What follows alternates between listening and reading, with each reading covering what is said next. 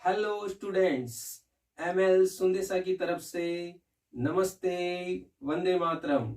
The nursing डीमिस्टिफाइड channel पर एक बार आप सभी स्टूडेंट का हार्दिक स्वागत है। आप सभी ने हमारे पहले वीडियो को लाइक और शेयर किया, सब्सक्राइब किया, उसके लिए आप सभी को थैंक यू सो मच। पहले वीडियो सेशन में जो भी कमियां रह गई थी, आप सभी ने जो भी सजेशंस दिए हैं उनको हम इम्प्रूव करने की पूरी कोशिश करेंगे। आइए एक बार फिर शुरू करते हैं सिलेक्शन वाली तैयारी। तो शुरू करते हैं पार्ट फर्स्ट और उसकी बात पिछले फर्स्ट वीडियो से ही आगे बढ़ाते हैं। पिछले वीडियो में हमने सीखा कि फ्लोरेंस नाइटिंगेल का बर्थ 12 मई 1820 को हुआ था और उनकी बर्थ एनिवर्सरी को हम हर साल इंटरनेशनल नर्सेस डे के रूप में सेलिब्रेट करते हैं। स्टूडेंट्स, पहली बार इंटरनेशनल नर्सेस डे को सेलिब्रेट करने की शुरुआत 1974 में हुई। नर्सेस डे उससे पहले भी मनाया जाता था, लेकिन 12 मई के अलावा किसी और डेट को। हर साल इंटरनेशनल नर्सेस डे को कोई ना कोई थीम निर्धारित की जाती है। थीम यानी कि कोई विशेष सब्जेक्ट तय किया जाता है। 1974 में जब पहली बार इंटरनेशनल नर्सेस डे सेलिब्रेट किया गया, तब उसकी फर्स्ट थीम थी सेफ मदरहुड, यानी कि सुरक्षित मातृत्व। 2022 की इंटरनेशनल नर्सेस डे की थीम है a voice to lead, invest in nursing and respect rights to secure global. हर साल 6 मई से 12 मई के बीच नेशनल नर्सेज वीक भी सेलिब्रेट किया जाता है। ऑब्जर्व किया होगा, इस वीक के दौरान अलग अलग नर्सेज स्कूल में, नर्सेज कॉलेज में कंपटीशन ऑर्गेनाइज किए जाते हैं, गेम्स स्पोर्ट्स एक्टिविटी ऑर्गेनाइज की जाती है। तो स्टूडेंट्स, आपके लिए एक क्वेश्चन है, नेशनल स्टूडेंट नर्सेज डे कब सेलिब्रेट किया जाता है? और इसका राइट आंसर है 8 मई को।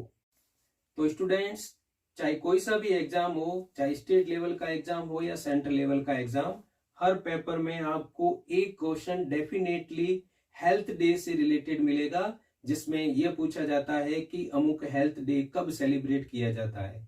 अब जितने भी अलग अलग टाइप के हेल्थ से रिलेटेड डे है, उनको याद करने का एक तरीका यह है कि आप जनवरी, फरवरी, मार्च के हिसाब से नेट वगैरह से सारे नोट्स लेकर उनको एक जगह सिस्टमेटिक लिख लें, मंथ के वाइज से। उनको याद करने का एक तरीका तो ये हो सकता है, लेकिन हम इस तरीके से कुछ और नया तरीका ढूंढते हैं। कोई भी डे सेलिब्रेट किया जाता है तो उसके पीछे कोई ना कोई लॉजिक होता है। जैसे हम होली, दीपावली, दशहरा सेलिब्रेट करते हैं तो उसके पीछे कोई ना कोई लॉजिक, कोई ना कोई रीजन छुपा हुआ है। तो हम नया टेक्निक ये अपनाएंगे कि हर हेल्थ डे को जब भी डिस्कस करेंगे तो उसके साथ का लॉजिक या रीजन भी उसके साथ याद करने की कोशिश करेंगे। हेल्थ डे को अच्छे से याद करने के लिए हम एक और चीज अप्लाई करेंगे और उसको बोलते हैं इमेजिनेशन पावर। जस्ट मैं अभी आपको कुछ एग्जाम्पल से इसे प्रूव करने की कोशिश करता हूं।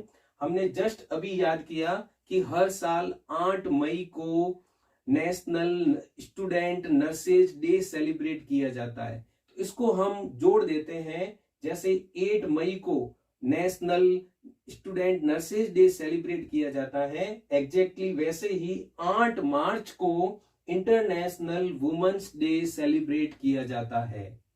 तो स्टूडेंट्स, अब हम ये सीखने की कोशिश करते हैं कि 8 मार्च को इंटरनेशनल वुमेन्स डे सेलिब्रेट करने की शुरुआत कैसे हुई।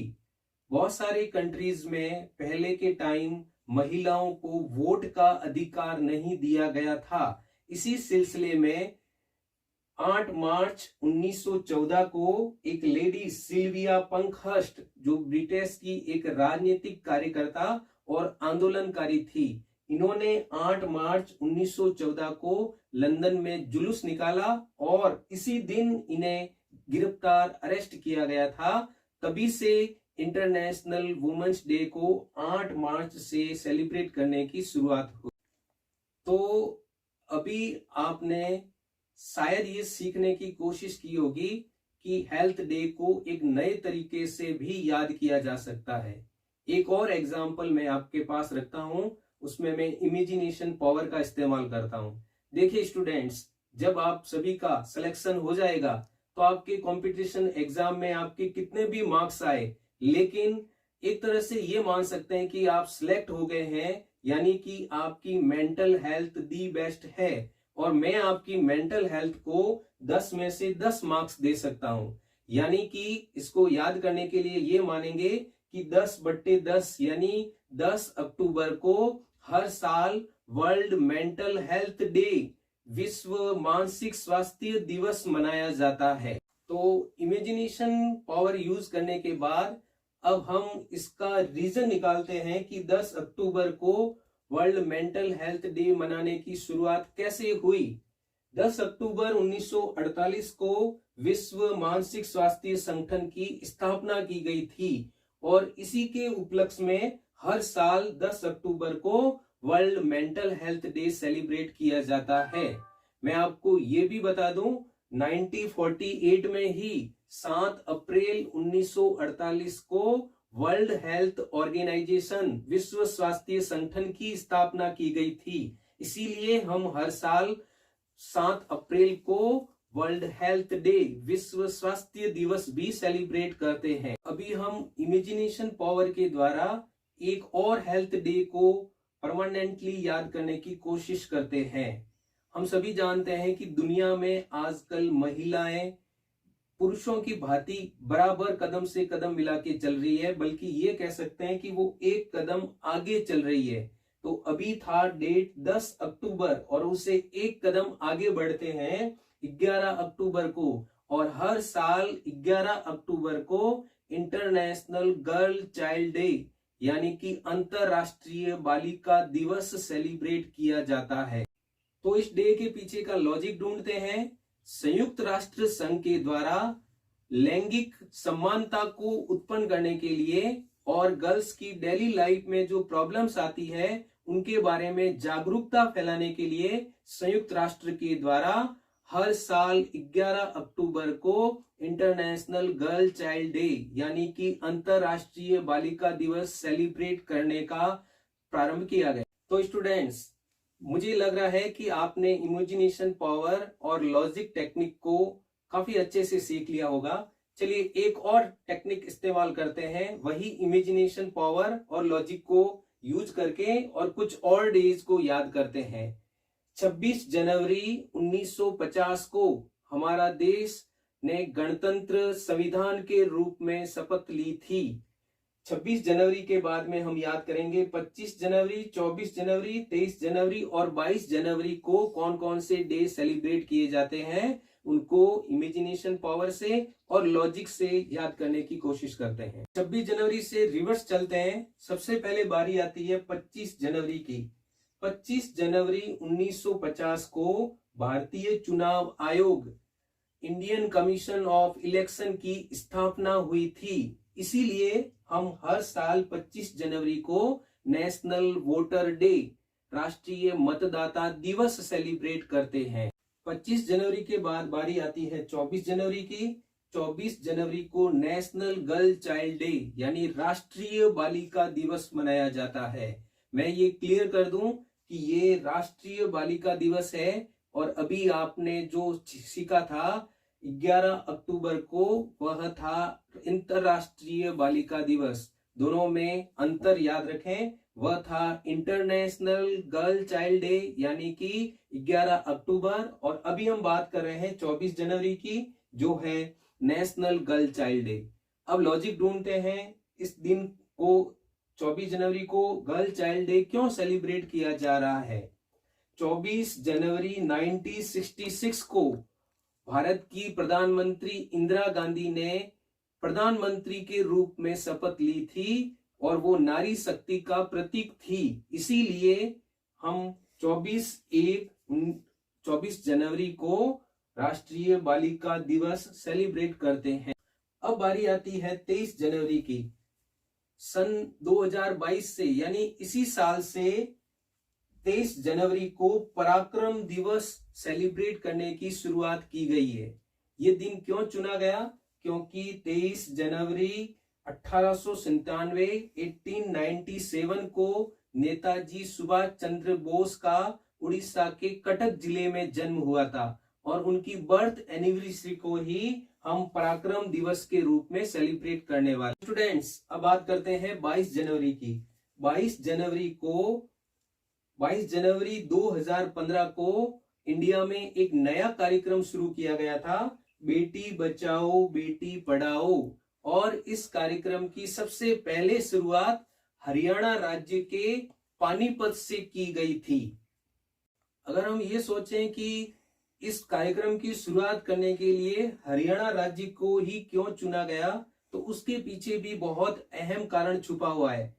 2011 की जनगणना के अनुसार हरियाणा वह राज्य था जहां का सेक्स रेशियो, लिंग अनुपात बहुत कम था। 2011 की जनगणना में हरियाणा का सेक्स रेशियो के मामले में पूरे देश में 31वीं रैंक थी। अगर आपसे ये क्वेश्चन पूछा जाए कि 2011 की जनगणना के हिसाब से भारत में सबसे फर्स्ट नंबर पर कौन सा राज्य था, तो उसका राइट आंसर होगा केरल, जहां पे लिंग अनुपात था 1084। तो स्टूडेंट्स, जो भी डे आप याद कर रहे हैं उनमें किसी तरह को लेके कंफ्यूज नहीं होना है। मैंने क्लियर कट बताया है, अंतरराष्ट्रीय बालिका दिवस 11 अक्टूबर को मनाया जाता है, जबकि राष्ट्रीय बालिका दिवस 24 जनवरी को सेलिब्रेट किया जाता है। अब आगे बढ़ते हैं। राष्ट्रीय बालिका दिवस और राष्ट्रीय बेटी दिवस दोनों अलग अलग डे है, इसे मिक्स ना करें। और ये भी बता दूं कि राष्ट्रीय बेटी दिवस को केवल बेटी दिवस या हम अंतरराष्ट्रीय बेटी दिवस, इंटरनेशनल डॉटर्स डे भी कह सकते हैं। राष्ट्रीय बेटी दिवस यानी नेशनल डॉटर्स डे सितंबर मंथ के 4th संडे, सितंबर महीने के चौथे रविवार को सेलिब्रेट किया जाता है। यहाँ ये बिल्कुल अलग बात है, इस डे के लिए कोई भी डेट फिक्स नहीं की गई है। ये सितंबर महीने में जो भी चौथा रविवार आएगा उस दिन सेलिब्रेट किया जाएगा। तो स्टूडेंट्स, अब ढूंढते हैं इसके पीछे की कहानी कि ये सितंबर के चौथे रविवार को ही क्यों सेलिब्रेट किया जाता है। तो स्टूडेंट्स, पहली बार ये डॉटर्स डे 1 सितंबर 2012 को सेलिब्रेट किया गया था और उस दिन सितंबर महीने का चौथा रविवार था और तभी से यह एक परंपरा बन गई कि इसे सितंबर के चौथे रविवार को सेलिब्रेट किया जाता है। तो स्टूडेंट्स, आज मैंने कोशिश की है कि आपको अलग अलग टाइप के हेल्थ डे और स्पेशल डे को मैं इमेजिनेशन पावर और लॉजिक के माध्यम से आपको नई टेक्निक से याद कराना सिखा सकूं। ये था हमारा आज का पार्ट फर्स्ट। काफी सारे और भी डे हैं, उनको आगे जब भी क्लास मिलेगी तब उसमें हम इसी टेक्निक से याद करने की कोशिश करेंगे। हमारी आज की सेकेंड क्लास के सेकेंड सेक्शन पार्ट बी पर आ जाते हैं और जिसका हमने नाम रखा था ड्रग टाइम। स्टूडेंट्स, ड्रग की दुनिया बहुत विशाल है, हम सारी ड्रग्स को अच्छी तरह से इतने कम टाइम में नहीं समझ पाएंगे, इसलिए मैं कोशिश कर रहा हूं कि ड्रग टाइम में हम उन ड्रग्स के बारे में फोकस कर सके जो सब सेंटर, पीएचसी या सीएचसी की सप्लाई पर आती है, जो कॉमनली यूज ली जाती है और जिनके बारे में अक्सर एग्जाम में क्वेश्चन पूछे जाते हैं। तो स्टूडेंट्स, आज ड्रग टाइम में हम दो ड्रग को आपस में कंपैरिजन करते हुए एक साथ पढ़ने की कोशिश करेंगे। दोनों ड्रग का नाम एक बार देखने में एक जैसा लगता है, लेकिन इनमें हल्का सा फर्क है। एक का नाम है कॉट्रीमॉक्साजोल और दूसरी ड्रग का नाम है क्लोट्रीमाजोल। दोनों का एक्शन बिल्कुल अलग अलग है, इसलिए इन ड्रग्स को लेके कंफ्यूजन क्रिएट ना होनी चाहिए। तो पहले हम बात करते हैं कॉट्रीमॉक्साजोल की। कॉट्रीमॉक्साजोल खुद एक ब्रॉड स्पेक्ट्रम एंटीबायोटिक है और ये खुद दो ड्रग्स के कॉम्बिनेशन से बनी हुई है। एक ड्रग है ट्राइमिथोप्रिम और दूसरी ड्रग है सल्फामिथेक्सोजोल। तो अभी मैंने बोला कि कोट्रामोक्सिजोल ब्रॉड स्पेक्ट्रम एंटीबायोटिक है, तो आपके लिए सवाल है ब्रॉड स्पेक्ट्रम एंटीबायोटिक क्या होती है। पहले हमें ब्रॉड शब्द को समझना होगा, और ब्रॉड शब्द को समझने के लिए हम एक दूसरे वर्ड के साथ में इसे कनेक्ट करते हैं। रेल की जो पटरियां होती है, रेलवे ट्रैक होता है, वो अलग अलग टाइप के होते हैं, जैसे broad gauge, metre gauge. Metre gauge में दोनों ट्रैक के बीच के अंदर डिफरेंस 1 मीटर होता है, और ब्रॉड गेज में डिफरेंस 1 मीटर से ज्यादा होता है। और यही टेक्निक हम यहां इस्तेमाल करेंगे। जो एंटीबायोटिक केवल एक ही टाइप के बैक्टीरिया को किल कर सकती है, वे सिंपल एंटीबायोटिक या उनको नैरो एंटीबायोटिक कहा जाता है। इसके विपरीत वे एंटीबायोटिक जो एक से ज्यादा टाइप के बैक्टीरिया को किल कर सकती है, जैसे जो एंटीबायोटिक ग्राम पॉजिटिव और ग्राम नेगेटिव दोनों टाइप के बैक्टीरिया को किल कर सकती है, डिस्ट्रॉय कर सकती है, उन्हें ब्रॉड स्पेक्ट्रम एंटीबायोटिक कहते हैं। ब्रॉड का मतलब एक से ज्यादा टाइप के बैक्टीरिया को डिस्ट्रॉय करना। तो आज के ड्रग टाइम में हमारी ड्रग की कैटेगरी का नाम है ब्रॉड स्पेक्ट्रम एंटीबायोटिक, और इस कैटेगरी के अंदर कौन कौन सी ड्रग्स आती है उसके बारे में अभी हम एग्जाम्पल देखते हैं। पहला एग्जाम्पल तो अभी हमने डिस्कस किया था, कोट्रीमोक्साजोल। उसके अलावा जो इसमें एंटीबायोटिक है एमोक्सिसिलिन। एमोक्सिसिलिन के साथ में क्लेवुलेनिक एसिड भी होता है, तब इसे पॉपुलर ब्रांड ऑगमेंटिन के नाम से जाना जाता है। स्टूडेंट्स, ये तो आप जानते ही होंगे कि ब्रांड नेम और जेनरिक नेम अलग अलग चीजें होती है। एक और ड्रग है एम्पिसिलिन। तो स्टूडेंट्स, ब्रॉड स्पेक्ट्रम एंटीबायोटिक में कुछ और ड्रग्स भी हैं, जैसे पीप्रासिलिन, और इसके साथ में टेजोबैक्टम होता है। इस ड्रग को हम आईवी रूट से यूज करते हैं क्योंकि ये इंजेक्टेबल फॉर्म में अवेलेबल होती है। एक और ड्रग है क्लोरामफेनिकॉल, और इसकी एक और इंपॉर्टेंट लास्ट ड्रग है सिप्रोफ्लॉक्सासिन। जितने भी ड्रग्स के आपको एग्जाम्पल बताए हैं, ये सभी ब्रॉड स्पेक्ट्रम एंटीबायोटिक में आती है, क्योंकि ये ग्राम पॉजिटिव और ग्राम नेगेटिव इन दोनों टाइप के बैक्टीरिया को डिस्ट्रॉय कर सकती है। ग्राम पॉजिटिव और ग्राम नेगेटिव बैक्टीरिया के बारे में भी हम किसी और पार्ट ए सेक्शन की क्लास में अलग से डिटेल में डिस्कस करेंगे। तो आज के ड्रग टाइम में हमें 2 ड्रग डिस्कस करनी है। एक ड्रग को हमने अभी फिनिश किया है, कोट्रीमोक्साजोल को, जो थी ब्रॉड स्पेक्ट्रम एंटीबायोटिक, और काफी कुछ मिलते जुलते नाम वाले।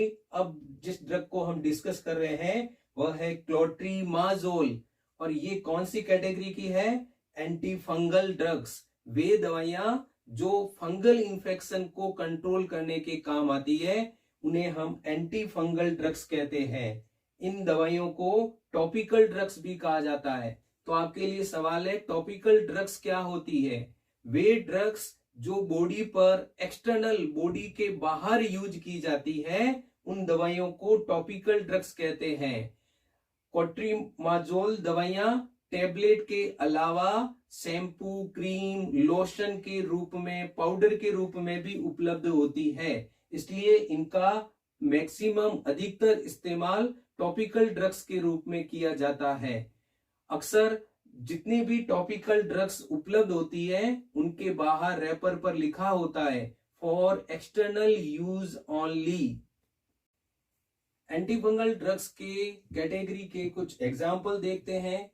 3 इंपोर्टेंट एग्जाम्पल बोर्ड पे लिखे हैं, और इन तीनों में एक कॉमन बात यह है कि इनके नाम के अंदर कोनाजोल आता है। पहला है माइकोनाजोल, दूसरा है फ्लूकोनाजोल, और तीसरा है कीटोकोनाजोल। ये जो ड्रग्स हैं, इनमें से कीटोकोनाजोल, फ्लूकोनाजोल डैंड्रफ के लिए जो शैम्पू बनाए जाते हैं उनमें भी इस्तेमाल होती है। एंटीफंगल में कुछ और ड्रग के एग्जाम्पल, निस्टेटिन ड्रग का इस्तेमाल ड्रॉप्स के रूप में न्यूबॉर्न में ओरल थ्रश की प्रॉब्लम होने पर किया जाता है। एक और एंटीफंगल है एम्फोटेरिसिन, और लास्ट ड्रग है टेरबिनाफाइन। ये सारी ड्रग्स एंटी फंगल ड्रग्स थी। और ये था आज का हमारा ड्रग टाइम, जिसमें हमने ड्रग की दो अलग अलग कैटेगरी को डिस्कस किया। एक कैटेगरी थी ब्रॉड स्पेक्ट्रम एंटीबायोटिक और दूसरी कैटेगरी थी एंटी फंगल ड्रग्स। आज कैटेगरी के लिए इतना ही काफी है। नए वीडियो में हम किसी और कैटेगरी को लेके हाजिर होंगे। तो स्टूडेंट्स, अब बारी आ गई है पार्ट सी की, और पार्ट सी का सेक्शन है परफेक्ट पंच। पिछले वीडियो में जो 5 क्वेश्चन पूछे गए थे, कमेंट्स में 2 कैंडिडेट ने उनके राइट आंसर भी दिए हैं। तो अब हम फटाफट से उन क्वेश्चंस के आंसर को डिस्कस कर लेते हैं। सबसे पहला सवाल था कि भारत में पहले नर्सिंग स्कूल की स्थापना कहां और कब की गई थी, और इसका राइट आंसर है 1871 में जनरल हॉस्पिटल मद्रास में, जिसे आजकल चेन्नई के नाम से जाना जाता है। तो स्टूडेंट्स, आप वाकिफ हो गए होंगे कि दुनिया का पहला इंटरनेशनल नर्सिंग स्कूल 1860 में सेंट थॉमस हॉस्पिटल लंदन में स्थापित किया गया था, जबकि भारत के अंदर भारत का पहला नर्सिंग स्कूल 1871 में जनरल हॉस्पिटल मद्रास में स्थापित किया गया था। दूसरा क्वेश्चन था, पल्स पोलियो अभियान के तहत प्रथम दिन और ट्रांजिट टीम और मोबाइल टीम के द्वारा 0 से 5 वर्ष के बच्चों की मार्किंग करने के लिए जो टेली बूथ सीट काम में लेते हैं, उसमें कुल कितने बॉक्स बने हुए होते हैं, और इसका राइट आंसर है 300 बॉक्स।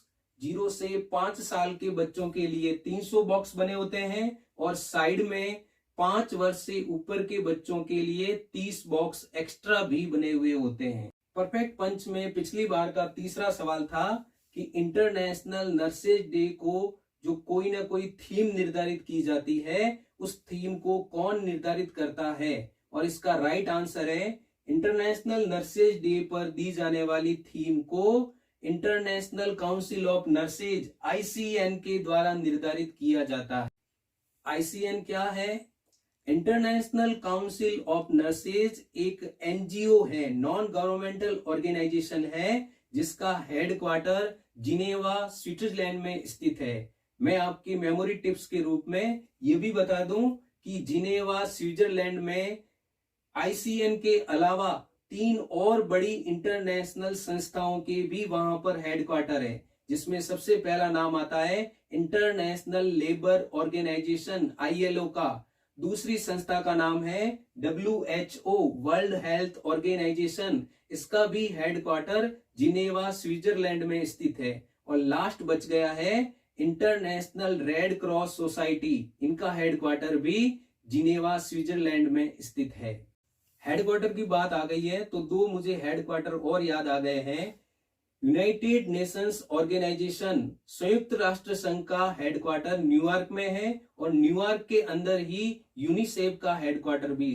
तो स्टूडेंट्स, क्वेश्चन नंबर 4 का आंसर दे रहे हैं। क्वेश्चन 4 था AQI का गुड वैल्यू क्या होती है। तो पहले तो ये जानते हैं AQI होता क्या है। AQI है एयर क्वालिटी इंडेक्स, और ये डायरेक्टली हमें एयर पॉल्यूशन के बारे में बताता है। किसी भी सिटी के अंदर कितना एयर पॉल्यूशन हो रहा है, वो AQ के द्वारा निर्धारित किया जाता है, और इसकी गुड और ग्रीन वैल्यू होती है 0 से 50 के बीच। कुछ कमेंट्स में हमें 100 से कम ये आंसर भी मिला है। 100 से कम यानी 51 से 100 के बीच में अगर AQI की वैल्यू होती है तो इसे हम फेयर, ठीक ठाक मान सकते हैं। गुड और ग्रीन वैल्यू है वो 0 से 50 के बीच मानी गई है। परफेक्ट पंच का पिछले वीडियो का लास्ट क्वेश्चन था, कौन से हार्मोन को हैप्पीनेस हार्मोन कहा जाता है। और एक्चुअल में स्टूडेंट्स, एक नहीं 4 ऐसे हार्मोन हैं जिनको हैप्पीनेस हार्मोन की कैटेगरी में रखा गया है। उनके नाम है ऑक्सीटोसिन, सेरोटोनिन, डोपामाइन और लास्ट है एंडोर्फिन। इन चारों में से ऑक्सीटोसिन के 2 और स्पेशल नाम रखे गए हैं। ऑक्सीटोसिन हार्मोन को लव हार्मोन और हार्मोन ऑफ लेबर भी कहा जाता है।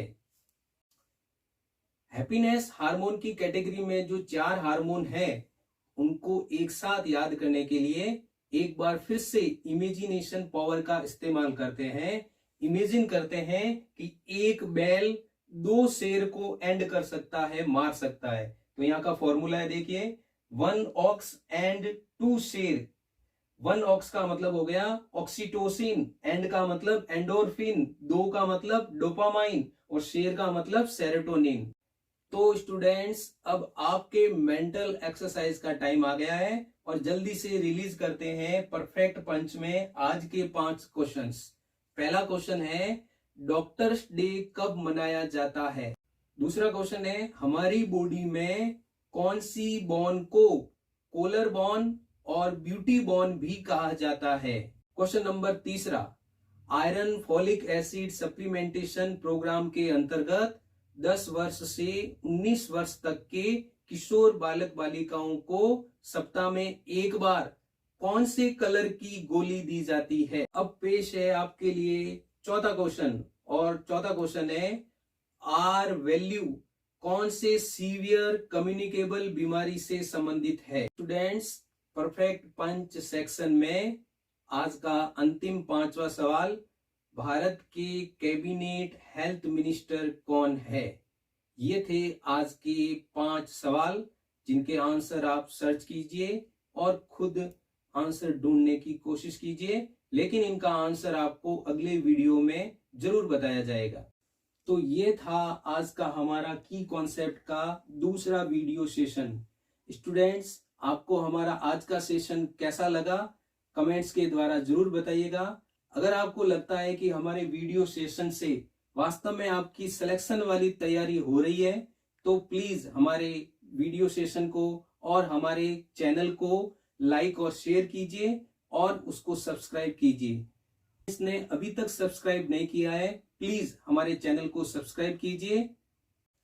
तो स्टूडेंट्स, आज का वीडियो देखने के लिए आप सभी को थैंक यू सो मच। और अंत में वीडियो फिनिश करने से पहले मैं आपसे यही कहूंगा कि कीजिए धाकड़ मेहनत और पूरा प्रयास, फिर देखना सफलता खुद चल के आएगी आपके पास।